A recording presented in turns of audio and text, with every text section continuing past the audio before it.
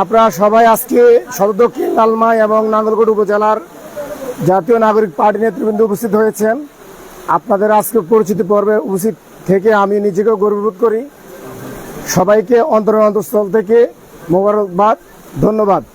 প্রিয় উপস্থিতি, খুব বেশি কিছু বলবো না, শুধু এতটুকুই বলবো, এই পৃথিবীতে আল্লাহ পাক আমাদেরকে পাঠিয়েছেন খলিফা হিসাবে। আমি শুধু হাত পা বিশিষ্ট একজন মানুষ না, আমি পৃথিবীতে এসেছি আমার নিজস্ব পরিচয়ে।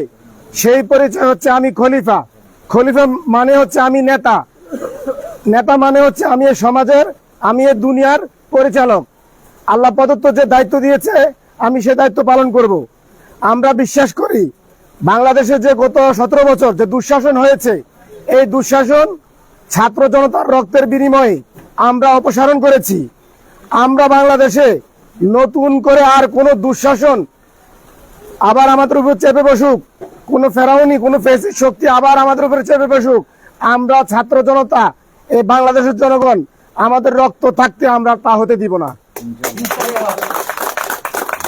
জাতীয় নাগরিক পার্টি গণ আন্দোলনে ভোটের মাঠে কি ভূমিকা রাখে সেটা বড় কথা নয়, তবে আমি আজকে স্পষ্ট করে যাচ্ছি, জাতীয় নাগরিক পার্টি থেকে যে সমস্ত তরুণ যারা জুলাই বিপ্লব করেছে, তারা জীবিত থাকতে এই বাংলাদেশে নতুন করে কাউকে আর শেখ হাসিনা হতে দেওয়া হবে না। নতুন করে কাউকে আর নব্য আওয়ামী লীগের ভূমিকায় অবতীর্ণ হওয়ার কোনো সুযোগ দেওয়া হবে না। তাদেরকে যদি তাদেরকে না শুধরায়, তারা যদি আবার গুম খুন এবং দলীয় আধিপত্যের জন্য তারা যদি খুনাখুনি বন্ধ না করে, আওয়ামী লীগের যে পরিণতি হয়েছে, জনগণ তাদের ব্যাপারে একই সিদ্ধান্ত নিবে।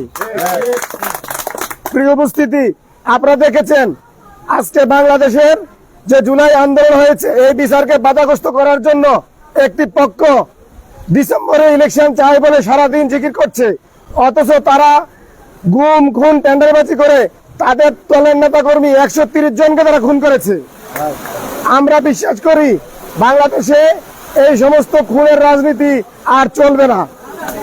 প্রিয় উপস্থিতি, আজকে আর কথা বাড়াবো না, সকলকে বলবো আমাদের পরবর্তী দেখা হবে রাজপথে, কথা হবে স্লোগানে। ইনকিলাব জিন্দাবাদ, জাতীয় নাগরিক পার্টি জিন্দাবাদ।